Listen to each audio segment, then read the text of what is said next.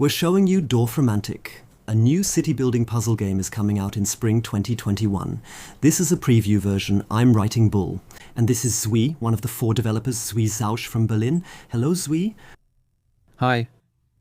4 developers, 4 indie developers from Berlin. Your first project together, and we want to play it together for a bit. If you've watched the short video, you know how Dorfromantik works. You've also gotten to know the developers a bit, and maybe you've been a bit entertained as well. We're going into a game on hex tiles, and we have a stack of 30 cards. You can see them on the right side, each with different terrain features. The trick is to play as long as possible, because the stack gradually gets smaller. Now we place the cards one by one, and each time one is gone, so eventually we would run out of cards. And at the same time we want to build a beautiful landscape, and we'll be rewarded with points for that. We have to build appropriately, placing the tiles so that green is next to green, houses are next to houses, forests are next to forests, and so on. That gives points for the high score. How do we get new cards over time? For example, ZWI through quests like the ones shown here? Exactly. There's a task here where you have to add 3 or more houses to the ones already found on this tile on the card. And when you've done that, the quest is completed and you get new cards for the stack. And you just keep playing as long as you have cards in the stack if you want. And when the stack is empty, the game is over and you can start a new one. If you play reasonably well, you'll pop up number values afterwards, and the high score at the top right keeps getting bigger. There are different types of quests here. They're marked with a plus sign, which means at least 3 houses, and after that the quest is fulfilled. There are some where you have to build exactly right and place the cards accordingly.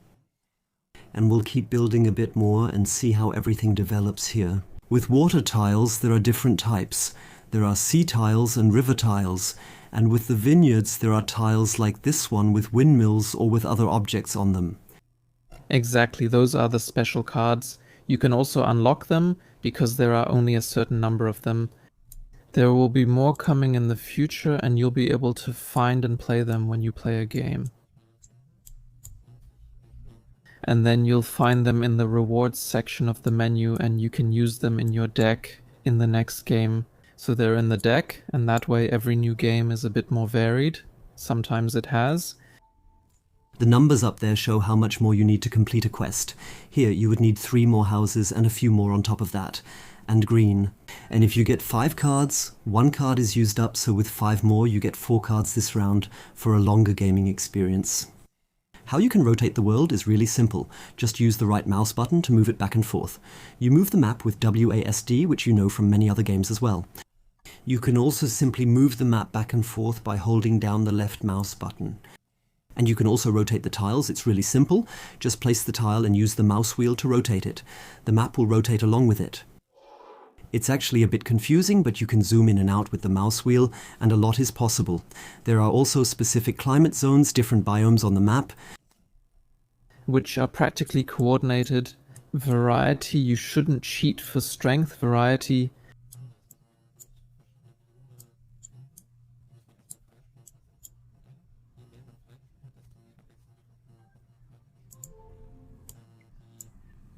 Weiß Hochge wasn't bad.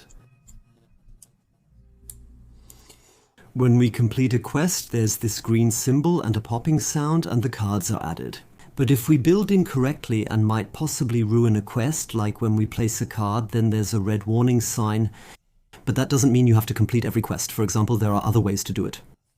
Yes, exactly. So the quests are basically suggestions. Of course, you can always decide, okay, this quest here doesn't suit me at all. I want to build the world a little differently, and maybe I just don't want to complete or finish it at all. And exactly, it's actually always a slightly strategic decision, or simply just according to your taste, depending on how you want to build the world. Here, for example, we have the option when we place a card to either complete the field quest now, or say no, we don't want to place it yet. And we hope to finish the house quest at some point. The problem is if you have a lot of quests in the game, it can happen that you might even limit yourself. Because the probability of a new quest appearing increases with the number of quests that are open. And maybe that's why you might deliberately drop a quest, simply because you want others, for example. Yes, exactly. The more open quests you have, the fewer new ones actually appear. So it's always, we try not to overwhelm the player, so there aren't too many options, but you always have a few options. And then you can calmly decide where you want to continue. There are different modes. Also in the game, we're playing the classic mode. That's with these limited spaces, with the limited cards you have at the start. There's a second mode which you can start from the main menu, and that's a sandbox experience. Exactly. That won't be included at the early access release yet. It will come in the weeks after that. We call it the free mode. And there, you don't collect a high score, but you also don't have the limitation of the stack. That means you always have unlimited tiles and can build for as long as you want. Exactly, simply so you can freely build a world however you want, and you can also discard a tile you don't like. That means you have a bit more control, and we'll probably expand this mode even further. You are 4 developers, you're from Berlin, you're actually studying game development, and this is your first project together, ZVI. Yes, exactly. We all studied game design at Hochschule für Technik und Wirtschaft in Berlin for our bachelors, and then after our bachelors we made the decision. We want to try it together.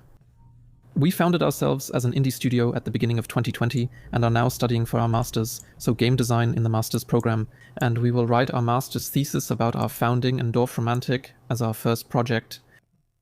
That's very exciting. The game is coming out in early access, so with a playable version that's not finished yet, in March 2021, and at some point there will be a full release, the finished version, and until then you can keep playing with the early access version. The game is coming out in different languages on different platforms. So who is your target audience? Who are the players? Where are they? Those were the people we had in mind when developing Dorfromantik. Yes, that's a very good question. So from the very beginning, we actually thought about making a game that has a simple approach. So basically something that anyone, even people who don't usually play much, can understand and easily get into.